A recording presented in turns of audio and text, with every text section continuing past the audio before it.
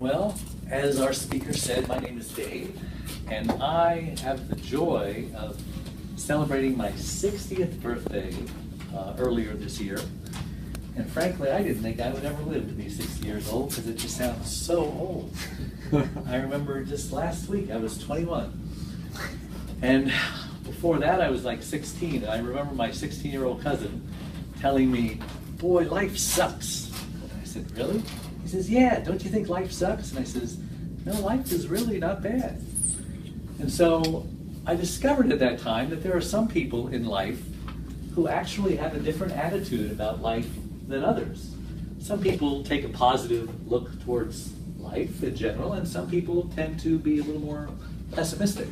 You know, the glass is half empty or the glass is half full. I'm just curious if I can take a poll in here. How many would raise their hands, and don't be self-conscious, but how many would truly say with conviction that they are happy and are living a happy life? Right, not everybody, but you know, a fair amount of people. Well, my challenge to you, this is my entertaining speech, so I'm going to hopefully entertain you to see that you too, even those who didn't raise your hands, can also have a goal. It's not too late. If you're 8 or 88, you can still decide that you're going to live a happy life. So what does it take? Well, it starts with attitude, because they say attitude is everything, right? You've all heard that. And I think of the boy who saw the big mountain of horse poop, and he went in there aggressively shoveling it out because his father told him how to do it. And someone asked him, "Why are you so excited about shoveling horse manure?" He says, "Well, with all this horse manure in here, there must be a pony under there somewhere." So that's an example of great attitude. You know, life gives you a lemon, you turn it into lemonade. Now, when I was 21, I had the fortune of falling in love with a woman who I didn't know at the time, but she would change my life.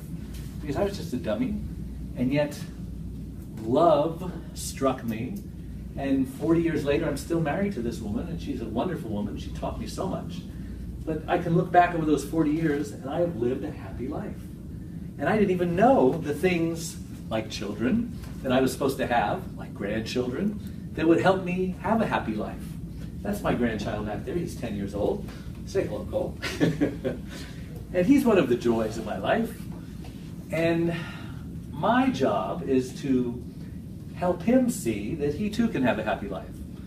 That it all depends on attitude. And as you know, sometimes 10-year-olds don't have the best attitude, especially if you have to tell them, "No, you can't do that. No, you can't eat that. No, you can't watch that." But Cole's learning, and so am I, because adults are the same way.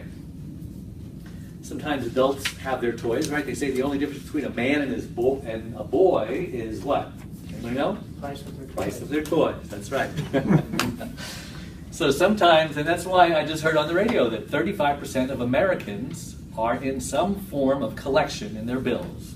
35% are getting phone calls from collection agencies on an average debt of $5,500. So that means, you know, maybe the high would be 20,000 and the low would be, you know, 1,000. I don't know. But I do know that many people seem to be living above their means. But my challenge to you all is to stop, take time, go home early, and listen. Listen to yourself. Listen to your conscience. Listen to your wife. Listen to your kids. Smell the coffee. Smell the flowers. And do what you feel like doing. Just for a moment. Don't be irresponsible. But everyone has passions. Everyone has things that they wish they could do if they only had more time. If they only had more money. If they only weren't married. If they only were married. If they only didn't have kids. If they only did have kids. And I would challenge you, because I'm a caregiver, for those of you who don't know. My wife had a stroke 19 years ago. And so she lost her speech with her stroke, and she is paralyzed on her right side.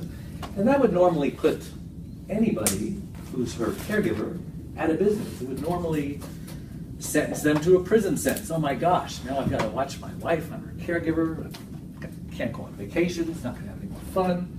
But you see, that's attitude again. You can sentence yourself to a life prison sentence because you're a caregiver to a disabled person, or you can say, this isn't going to affect me.